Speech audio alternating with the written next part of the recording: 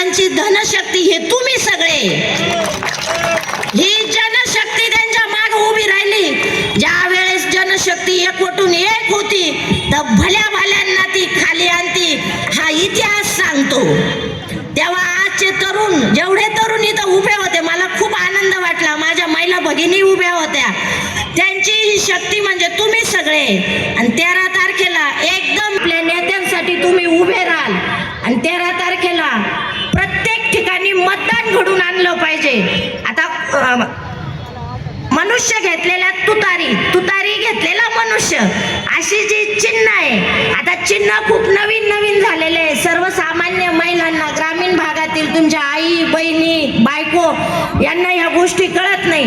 तुम्हाला मी सांगते, घरामध्ये सुद्धा एक तुतारीचं चिन्ह लावून ठेवा, म्हणजे तुमची आई बहीण जात आहे. आपण सांगू 13 तारखेला, पण आपल्या मागं धावपळ असती. मतदान करून आल्यावर ती म्हणते, बाई मी तर टीव्हीवर हे नाव ऐकलं होतं आणि मला तर असं वाटलं होतं. कुठलाही किंतु परंतु न ठेवता आतापासूनच घरातील प्रत्येक महिला गोष्टी आतापासून सुरू करा आणि या धनशक्तीला घरी पाठवा. आमचे लोणीचे पाहुणे आता लोणीला येऊ द्या. आता नगरमध्ये त्यांचं खूप वास्तव्य झालं, जिल्हा परिषदेच्या बाबतीत म्हणाल, आमदार खासदारकीच्या बाबतीत म्हणाल, त्यांना असं वाटायला लागलं की समाजामध्ये दुसरा कुठलाही माणूस या आलो आहोत, म्हणजे आमची 4थी पिढी आहे आणि आता आम्हीच पाहिजे. हे तुम्ही खोटं ठरवा. ही हुकुमशाही, ही हिटलरशाही झालं पाहिजे. संघटन आणि वज्रकूट खूप महत्वाचे असते. ज्या वेळेस समाज एकवटून येतो तर भले भले लोक मागे फिरतात. डॉक्टर बाबासाहेब आंबेडकरांनी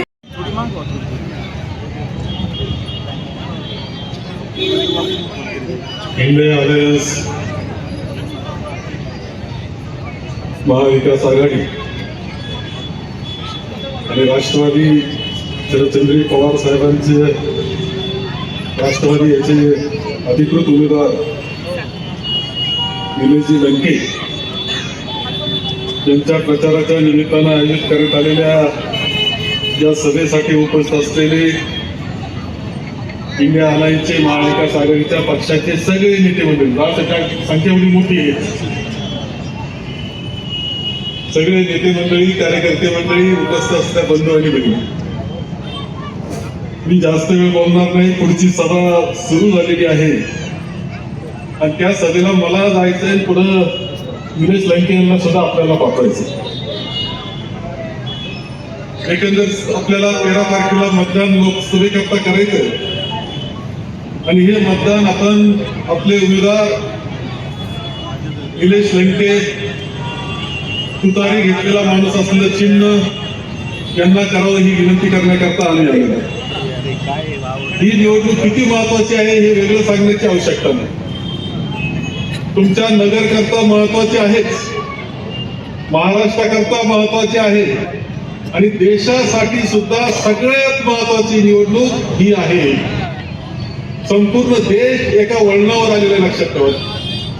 पुढच्या कालखंडामध्ये हा देश चालणार कसा, या देशाची लोकशाही राहणार की नाही, या देशाची जी राज्यघटना आहे, जी भारतरत्न डॉक्टर बाबासाहेब आंबेडकरांनी दिली, की राज्यघटना राहणार की नाही, हे सगळं ठरवणारी अशा प्रकारची निवडणूक या निमित्तानं घडते आहे. असं म्हणण्याचं सुद्धा काही कारण आहे. कशा पद्धतीने चाललं देशात आपण पाहतो की 2014 साली खूप मोठाली आश्वासनं देऊन कुणी जर वेगळं बोललं, विरोधी बोललं तर तो देशद्रोही ठरायला लागलाय, त्याला जेलमध्ये जावं लागतं, ही परिस्थिती निर्माण झालेली आहे. आज आपण पाहतो अलीकडचा कालखंड जरी घेतला तर ही निवडणूक सुरू झाली, लोकसभेची निवडणूक आहे. अशा वेळेस देशातले 2 मुख्यमंत्री, दिल्लीचे मुख्यमंत्री केजरीवाल, आम आदमी पार्टीचे प्रमुख, काय गुन्हा केला त्यांनी, तर या निवडणुकीच्या काळात ते जेलमध्ये आहे, अजून गुन्हा सापडलेला नाही. हेमंत सोरेन, झारखंडचे मुख्यमंत्री, आदिवासी मुख्यमंत्री, त्यांना जेलमध्ये टाकलं गेलंय. काय कारण माहिती नाही. हा देश चाललाय कसा? ईडी कधी माहित नव्हती, ती ईडी माहिती झाली आपल्याला. ईडी लावली याला आणि ईडी लावली त्याला, ईडी लावली कोणी विरोधात केला का त्याला ईडी लावली, जेलमध्ये घालण्याचा कार्यक्रम चालला. विरोधी पक्षातला प्रत्येकाला दहशत निर्माण करण्याचं काम चाललेलं आहे. आणि त्याचबरोबर आपण हे पाहतो की भ्रष्टाचारी म्हटले जात होतं ज्यांना, ते मात्र ज्यांच्यावर आरोप भ्रष्टाचाराचे झाले ते भ्रष्टाचाराचे आरोप भारतीय जनता पक्ष करीत होता. ते ज्यावेळेस भारतीय जनता पक्षाबरोबर गेले किंवा भारतीय जनता पक्षात गेले ते धुवून साफ झाले. धुलाई मशीन मधून त्यांना काढलं स्वच्छ. तर भारतीय जनता पक्षाचं धुलाई मशीन सुद्धा विशेषच येतो. आपण घरातले कपडे धुतो त्याला धुलाई मशीन म्हणतो, वॉशिंग मशीन म्हणतो. हे दुसऱ्याचे घाण कपडे आणून धुवायचा कार्यक्रम यांचा चाललेला आपल्या सगळ्यांना दिसतो. आणि तिकडे गेलं का मात्र स्वच्छ झाले. किती उदाहरण द्यायची असे तुम्हाला सुद्धा माहिती आहे. 50 खोके 50 खोके कसे गेले, काय गेले, अजित पवार काय गेले तिकडं. एक दिवस अगोदर आरोप केला होता पंतप्रधानांनी की 70,000 कोटी रुपयाचा घोटाळा. दुसऱ्या दिवशी तिकडे गेल्यावर नामानिराळे, काही नाही, शांतता आहे. हसन मुश्रीफावर 14 रेड झाल्या होत्या, 15वी झालीच नाही. भुजबळांवर हात घातलं होतं त्यांना. आता ईडीला कोर्टामध्ये त्यांची फाईलच सापडत नाही. हे कसं घडते लक्षात घ्या. भारतीय जनता पक्ष कसा वागतो हे लक्षात घ्या. सगळे भ्रष्टाचारी गोळा केले आणि त्यांच्या माध्यमातून राज्य सरकार चाललंय, केंद्र सरकार चाललंय, ही परिस्थिती. मोदींचा कारभार कसा वेगळा सांगण्याची आवश्यकता नाही. मणिपूरमध्ये जे घडले तिथं आदिवासी महिलांवर अत्याचार झाल्या, त्यांना नागडं केलं गेलं, जबाब त्यांच्या पाठीमागे अत्याचार केला, ठार मारलं त्यांना. पंतप्रधान मोदी एकही शब्द पार्लमेंटमध्ये सुद्धा बोलले नाही, त्यांच्याबद्दल सहानुभूती व्यक्त केली नाही. राहुल गांधी स्वतः तिथे गेले, शांतता निर्माण करण्याकरता गेले, सांत्वन करण्याकरता गेले, ते राहुल गांधी गेले. आपण पाहिलं असेल दिल्लीमध्ये आपल्या काही पैलवान मुली, त्या पैलवान मुली आरोप करीत होत्या एका खासदाराच्या संदर्भात की त्यांनी अत्याचार केले, आरोप केले. त्या आंदोलनाला बसल्या. तो खासदार मोकाट फिरतोय मोकळा आणि त्या पैलवान मुलींना घसरत ओढून देऊन जेलमध्ये आज कोठून ठेवलेलं आपल्या सगळ्यांना दिसतंय. आपल्याला आता बंगलोरचा सुद्धा कोण एक मुलगा तो सापडला की त्याचा प्रचार, तो खासदार होता, प्रचार करीत होत्या स्वतः पंतप्रधान. आणि काय अत्याचार. संस्कृतीच्या गप्पा मारणारा भारतीय जनता पक्ष मुळात कसा हे वेगळं सांगण्याची आवश्यकता नाही. त्या सगळ्यामधून आपल्याला सगळ्यांना दिसत आहे. शेतकऱ्याचा प्रश्न मांडले प्रभावतीताई इथे. शेतकऱ्याच्या खूप अडचणी आहेत, मी नाकारत नाही, परंतु शहरी माणसांच्या सुद्धा खूप अडचणी केल्या महागाईमुळे. हे वेगळं सांगण्याची आवश्यकता नाही. 350-400 रुपये असलेलं सिलेंडर आता 1100-1200 रुपयाला देऊन ठेवलंय. हा सुद्धा भारतीय जनता पक्षामुळे. त्यांनी म्हटलं होतं महागाई कमी करू, महागाई कमी केली नाही, महागाई वाढवण्याचं काम केलं. आणि म्हणून आपण पाहतो केंद्रामध्ये प्रचंड नाराजी आहे. केंद्राबद्दल, मोदींबद्दल प्रचंड नाराजी देशामध्ये आहे. राज्याबद्दल प्रचंड नाराजी या सरकारबद्दल लोकांमध्ये आहे. आणि आता ज्या 13 जागांच्या निवडणुका झाल्या महाराष्ट्रामधल्या 13 लोकसभेच्या निवडणुका झाल्या, एखादी कदाचित निवडून येईल, एखादी क्वचित भाजपची निवडून येईल, बाकी सगळ्या पडणार आहे. एवढं तुम्हाला हे वातावरण आपोआप तयार झालं नाही. लोकांना भारतीय जनता पक्षाचा आणि मोदींचा खरा चेहरा कळालेला आहे. आणि म्हणून मोदींचं नाव सांगून मतं मागता तुम्ही, त्यांनाच कंटाळलेत लोक. त्यांना ते सुद्धा नको. आता अशी परिस्थिती झालेली आहे, ही वस्तुस्थिती आहे. इथे उमेदवार उभे आहेत, 2 उमेदवार. एक आहे धनदांडगा, प्रचंड आर्थिक ताकद त्यांच्याकडे आहे, आर्थिक सत्ता त्यांच्याकडे आहे, राजकीय सत्ता त्यांच्याकडे आहे. दबाव तंत्र केलं जातं, यंत्रणा म्हणतात. शेकडो माणसांची यंत्रणा आहे, त्याच्यातून माणसाला दबाव करण्याचा प्रयत्न करतायत. परंतु एक प्रश्न मी सरळ विचारी, तुम्हाला 5 वर्ष सत्ता दिली, खासदार म्हणून 5 वर्ष या दक्षिण नगरचं काम तुम्ही करीत होते. नेमकं दक्षिण नगरच्या सर्वसामान्य जनतेचं कोणतं काम तुम्ही केलं असं एक उदाहरण सुद्धा ते देऊ शकत नाही. ही वस्तुस्थिती आहे. ना तुम्ही इथल्या लोकांचे काम केले, ना तुम्ही दिल्लीमध्ये कुठे दिसले. तुमची इंग्रजी फार चांगली म्हणतात, अरे तुमचं भाषण तर दाखवा लोकसभेचं एखादं. ना लोकसभेमध्ये काही काम केलं, न जनसामान्याचे प्रश्न मांडले. ना नागरिकांचे प्रश्न मांडले, न नगर शहराच्या MIDCचे प्रश्न मांडले. त्यांनी कोणत्याही शेतकऱ्याचे प्रश्न मांडले नाही, कामगारांचे प्रश्न मांडले नाही. यांना खासदारकी पाहिजे, मजा हजा करायला खासदारकी पाहिजे, मोठेपणा करता खासदारकी पाहिजे. तुमच्याकरता खासदारकी त्यांना नको आहे, ही वस्तुस्थिती आहे. आणि दुसऱ्या या खासदाराच्या विरुद्ध उभं राहिलेला आमचा निलेश लंके, मी पाहिलं त्यांना मी पाठिंबा देतो याचा अर्थ काही कसा आहे कारण आहे त्याला. मी पाहिले आमदार म्हणून, खरं ते आमदार मी सगळ्यात जास्त वेळा घेऊन आलेला आमदार आहे महाराष्ट्रातला, हे खरं आहे. पण निलेश लंकेला सुद्धा सांगेल की तुमची इतकी लोकप्रियता आम्हाला नाही मिळावं. अरे तुम्ही पारकडं सोडा, नगर दक्षिण मध्ये काय लोकप्रियता मिळाली, कशी मिळाली मला कळत नाही. आता तुम्ही उमेदवार झाले, लोक रात्री पहाटे 4 पर्यंत जागे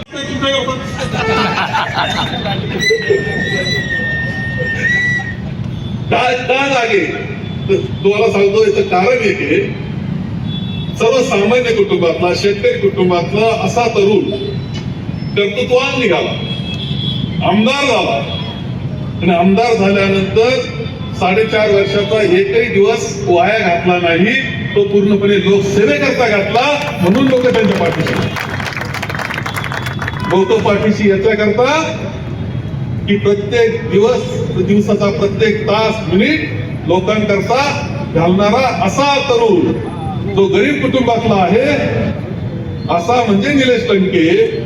आणि म्हणून तुम्हाला लोकांनी डोक्यावर घेतलेलं आहे. आपल्याला एक सांगतो मी, ही निवडणूक धनशक्ती विरुद्ध जनशक्तीची.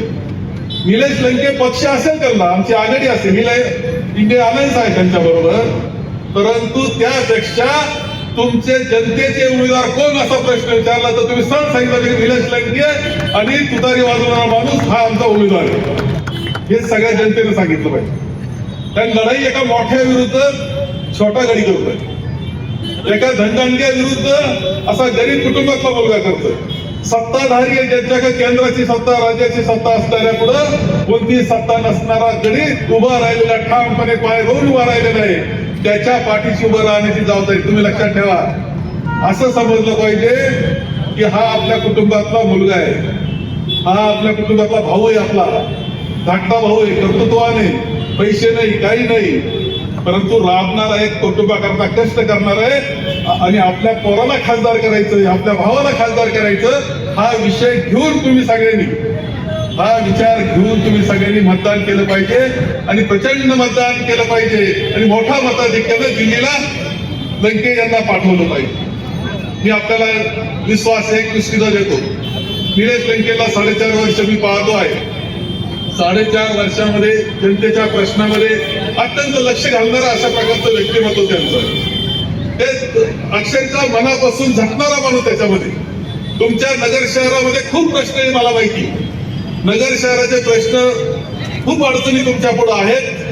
निलेश लंके MIDCचा प्रश्न सोडवण्याकरता आणि तिथं रोजगार निर्माण करण्याकरता भक्कम तुमच्या पाठीशी राहील याची विश्वास तुम्हाला देतो.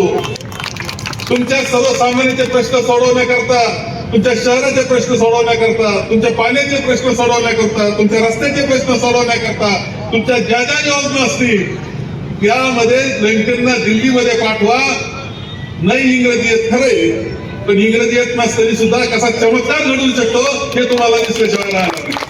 आणि या सगळ्या प्रश्नामध्ये सोडवण्याकरता आम्ही सगळे भक्कमपणे, आदरणीय पवार साहेब असतील, आमची आघाडी असेल, इंडिया अलायन्स असेल, हे सगळे तुमच्या रोजगाराच्या, मुलांच्या रोजगाराचा प्रश्न सगळ्यात महत्वाचा आहे, महागाईचा प्रश्न सगळ्यात महत्वाचा आहे, ते सोडवण्याकरता लंके जे प्रयत्न करतील खासदार म्हणून त्यांच्या पाठीशी उभं राहण्याची जबाबदारी ही आम्ही या निमित्तानं घेतो. आपण सगळ्यांना मी विनंती करीन की अजूनही 1-2 चांगले वक्ते बोलणारे पुढे यांना झालं पाहिजे याची पूर्णपणे काळजी घ्या. लक्षात ठेवा, तुतारी वाजवणारा माणूस नंतर बराच खोडसाळपणा झाला, परंतु काही लक्षात ठेवा, 2 नंबरचं चिन्ह आहे. 2 नंबरला म्हणजे असं केलं का ओळखायचं 2 नंबरचं चिन्ह. सगळ्यांनी चांगलं मतदान हे करा आणि पुन्हा एकदा 4 जूनला जल्लोष करण्याकरता सगळ्यांनी एकत्र या, एवढं आवाहन करतो आणि माझ्या 2 शब्द सांगतो. संघाच्या निवडणुकीच्या प्रचारार्थ तुमचे सर्वांचे आशीर्वाद घेण्यासाठी या ठिकाणी मी आलेलो आहे. सर्वात महत्त्वाचं ही निवडणूक का लढवायची आणि ही निवडणूक कशासाठी लढवायची हे सर्वात महत्त्वाचं सांगणं अपेक्षित आहे. आणि ही निवडणूक ही देशाचं भवितव्य घडवणारी निवडणूक आहे. आज देशामध्ये अशी परिस्थिती झालेली की लोकशाही जिवंत राहते की नाही हा प्रश्न तुमच्या आमच्या सर्वांसमोर प्रश्न उपस्थित आहे. ही लोकशाही जिवंत ठेवण्यासाठी ही निवडणूक महत्त्वाची आहे. डॉक्टर बाबासाहेब आंबेडकरांनी जी घटना लिहिली ते संविधानात राहतं का नाही हा तुमच्या आमच्या सर्वांसमोर प्रश्न आहे. आणि देश सुरक्षित ठेवण्यासाठी ही निवडणूक महत्त्वाची. त्यामुळे या ठिकाणी सर्वांना सांगू इच्छितो की ही निवडणूक सर्व निवडणुकांपेक्षा सगळ्यात महत्त्वाची निवडणूक आहे. आणि त्या निवडणुकीला सामोरं जात असताना आपण सगळ्यांनी विचारपूर्वक ह्या निवडणुकीला सामोरं गेलं पाहिजे. मी या मतदारसंघामध्ये बहुतांश गावामध्ये स्वाभिमान जनसंवाद यात्रेच्या माध्यमातून जाण्याचा त्या ठिकाणी प्रयत्न केला. त्या ठिकाणच्या अडचणी जाणून घेण्याचा प्रयत्न केला. नगर शहरामध्ये सुद्धा बहुतांश प्रभागामध्ये त्या ठिकाणी जाण्याचा प्रयत्न केला.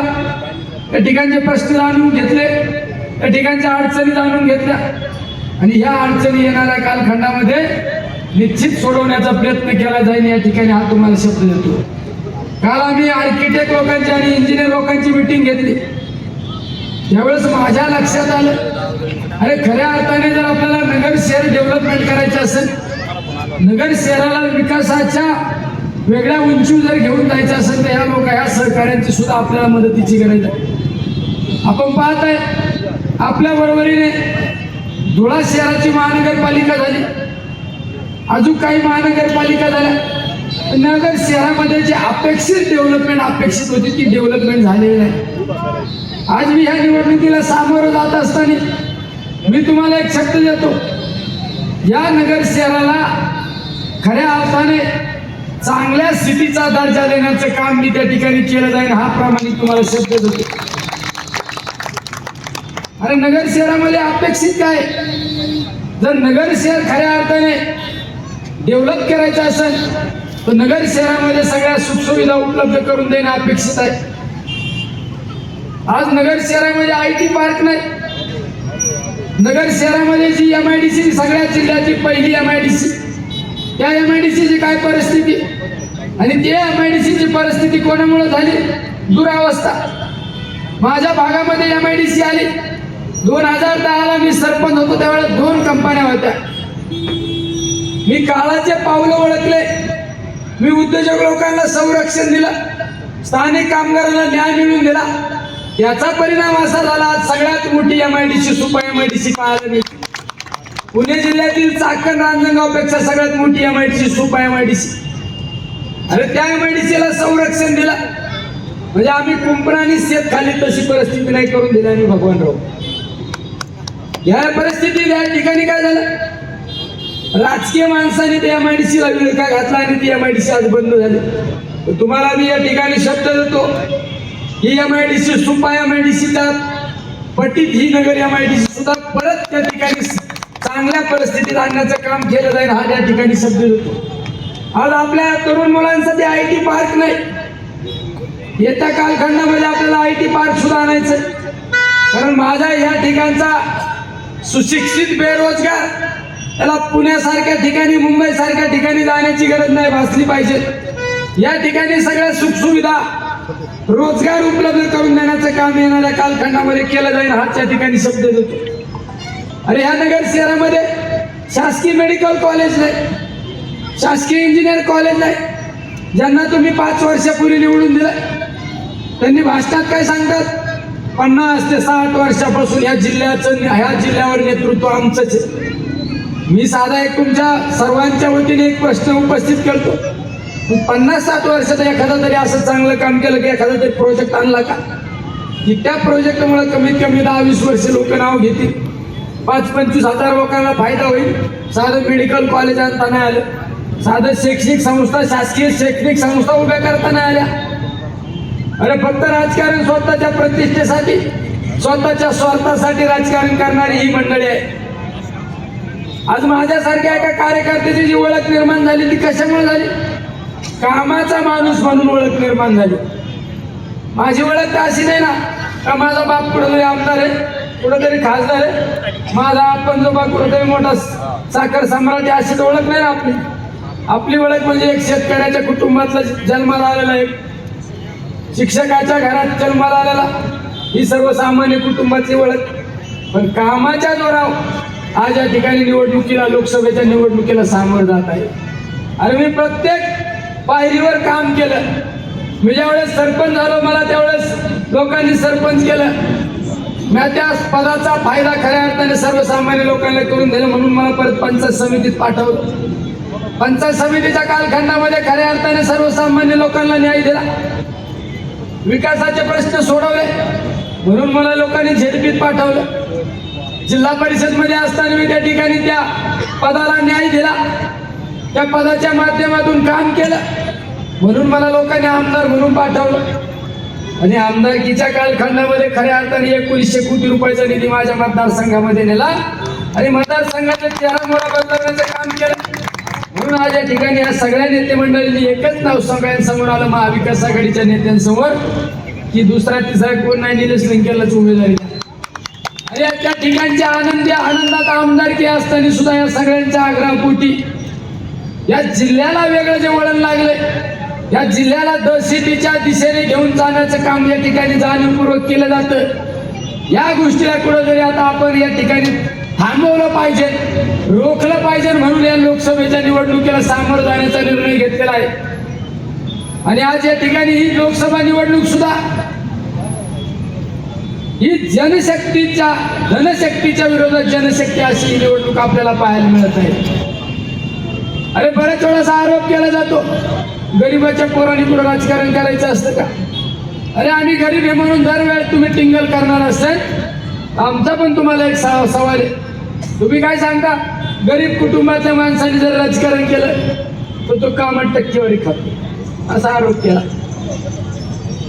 अरे तुमच्या आजोबाने पंजोबाने आशिया खंडातला पहिला सहकारी साखर कारखाना, प्रवरा सहकारी साखर कारखाना काढला. आणि त्या सहकारी साखर कारखान्याची काय परिस्थिती केली, 850 कोटी रुपयाचा कर्ज त्या कारखान्यावर. काल परवा एका पेपरला बातमी आली, 191 कोटी रुपयाचा घोटाळा या कारखान्याचा यांनी केला. मग कोण खरे घोटाळेबाज? अरे आपण काचेच्या घरात राहायचं आणि दुसऱ्या आरोप करायची ही सवय या कुटुंबाची.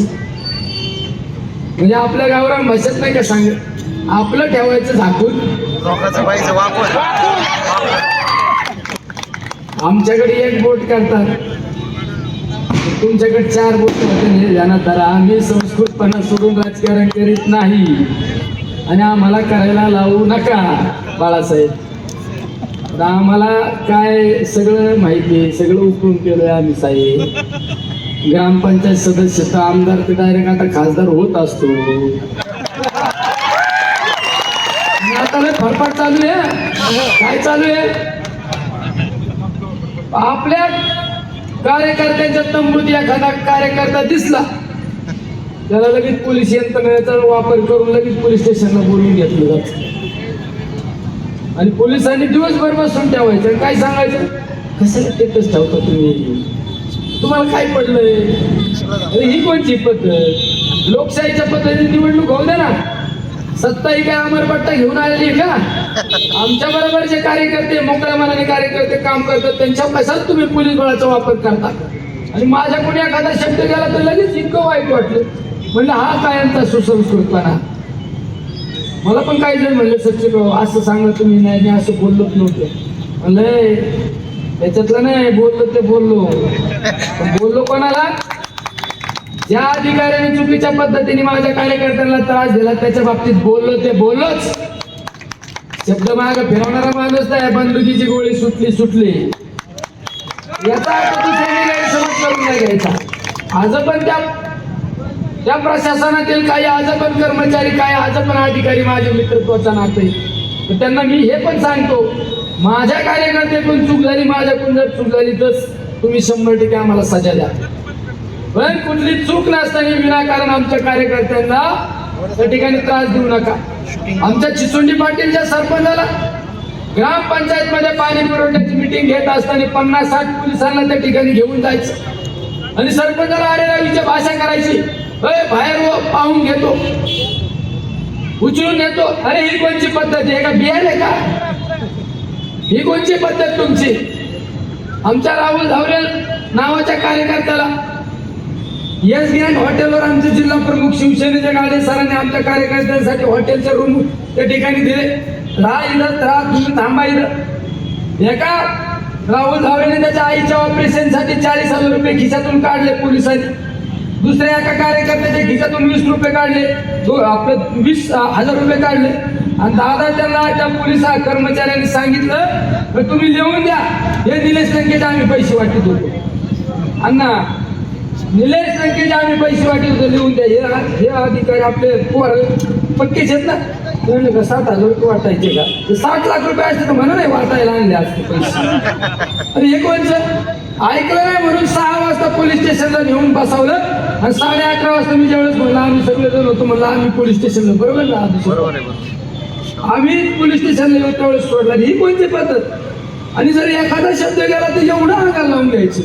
आम्ही सुसंस्कृत करते, आम्हाला सुसंस्कृतपणा शिकू नका, आम्हाला संस्कार आहे, आम्हाला कळतं.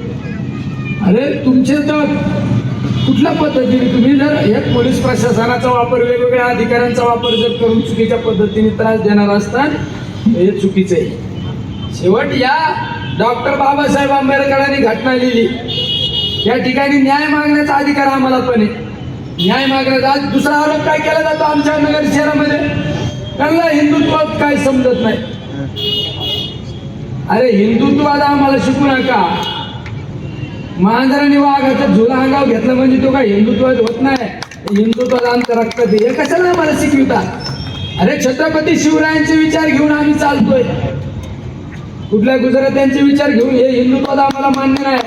छत्रपती शिवरायांचे विचार, छत्रपती शिवरायांचं हिंदुत्वात आम्हाला मान्य आहे. 18 पगड जाती धर्माच्या लोकांना बरोबर घेऊन चालणारा राजा म्हणजे छत्रपती शिवराय. त्या छत्रपती शिवरायांचे विचार घेऊन आम्ही या ठिकाणी काम करतोय. हे आम्हाला शिकविता. या मतदारसंघामध्ये तुम्हाला सगळ्यांना सांगू इच्छितो, नगर शहरवासियांना सांगतो, अरे ज्यांना तुम्ही 5 वर्षापूर्वी संसदेत पाठवलं तरी तुमच्या बाबतीत एक प्रश्न उपस्थित केला नाही.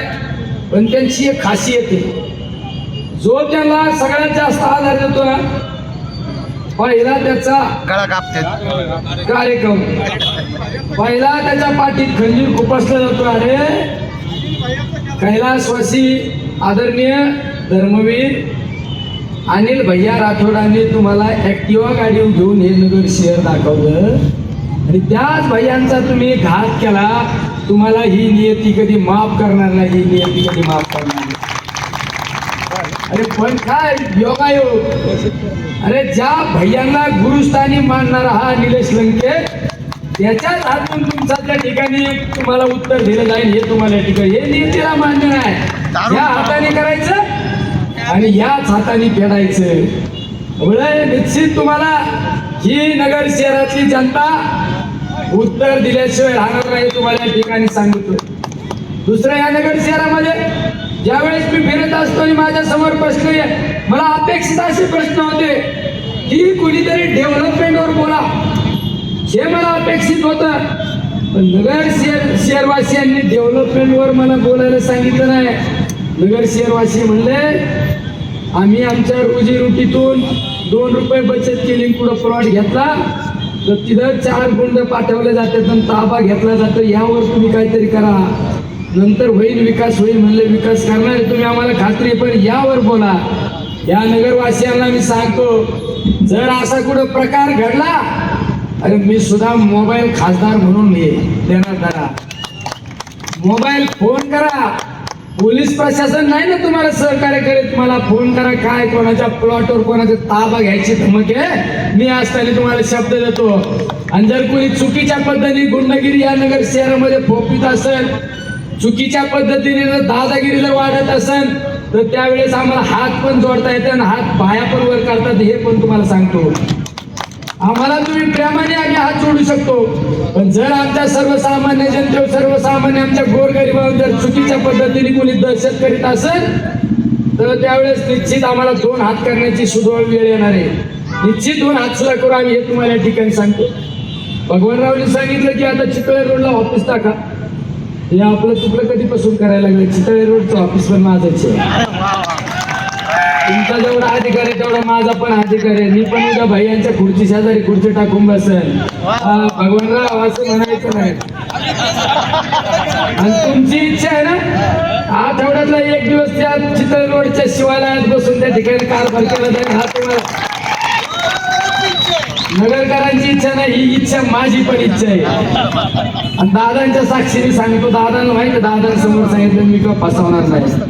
आणि काल पण एका कार्यक्रमात सांगितलं की नगरसेवकाचं काय काम असतं, प्रत्येक प्रभागात पाणी आलं का नाही, ड्रेनेज तुंबलं का काय, रस्त्याला किती खड्डे पडले, लाईटचा हायमॅक जळाला काय, हे नगरसेवकाचं काम असतं ना. रस्ते करा, कॉन्क्रीट टाका.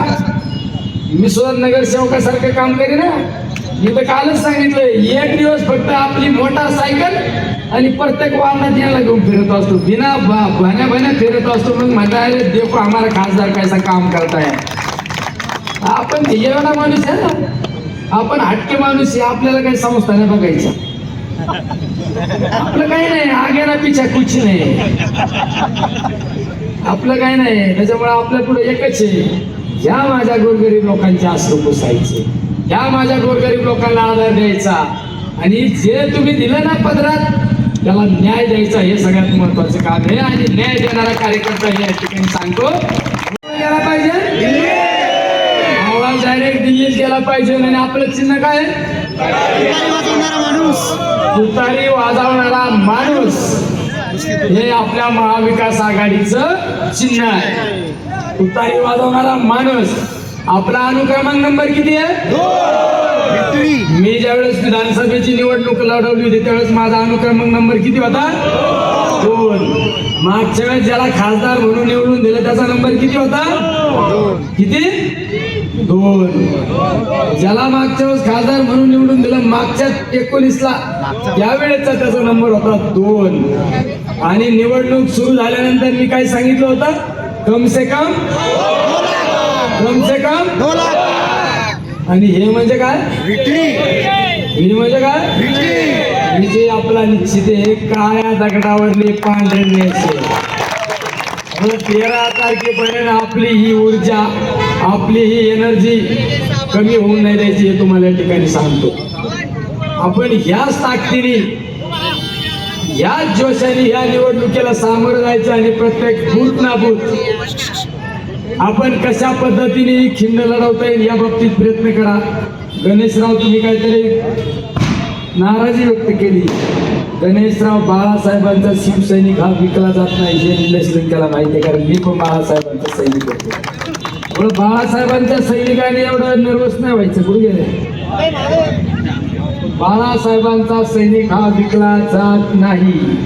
हे नगर शहरालाच नाही, पुऱ्या महाराष्ट्राला माहिती आहे. जो माणूस बाळासाहेबांच्या पठडीत तयार झाला तो कधी विकला जात नाही, हा इतिहास आहे बाळासाहेब ठाकरेंचा. त्यामुळे याच आपल्याला सांगण्याची काय आवश्यकता नाही. हा नगर शहर हे बाळासाहेबांच्या विचारावर हे नगर शहर अनेक काळ चाललेला आहे. त्यामुळे या बाबतीत निश्चिंत राहा तुम्ही. त्यामुळे सगळ्यांनी 13 तारखेला आपलं चिन्ह तुतारी, आपलं चिन्ह तुतारी वाजवणारा माणूस घराघरात गेला पाहिजे, प्रत्येकाच्या मनामनात गेला पाहिजे. आणि 4 तारखेला ज्यावेळेस निकाल लागेल त्यावेळेस अहमदनगर दक्षिण लोकसभा मतदारसंघाचे विजयी उमेदवार जायंट किलर एका 50 ते 60 वर्षांपासूनच्या राजकीय किल्ल्याला भगदाड पाडून महाविकास आघाडीचे उमेदवार विजयी घोषित झालेले आहे. ही ज्यावेळेस सगळी बातमी नुसती नगर शहरात नाही, नुसती महाराष्ट्रात नाही, आणि देशाच्या कानाकोपऱ्यात फिरून ही तुम्हाला ठिकाणी खात्री आणि विश्वास देतो आणि थांबतो. जय हिंद, जय महाराष्ट्र, रामकृष्ण.